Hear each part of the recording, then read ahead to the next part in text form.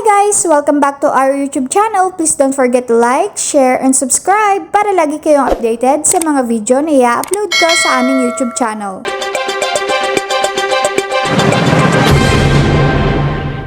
Yes po. Meron bang specific amount? Maichismis ko lang, maimarites. Ano kasi ito, hybrid. Hybrid Okay. pension. Kasi, di ba na-approve na yung batas na yung mga nagpe-pension ng 500 na 4,085,000 ay nataasan ng 500. So, tumatanggap na ng 1,000.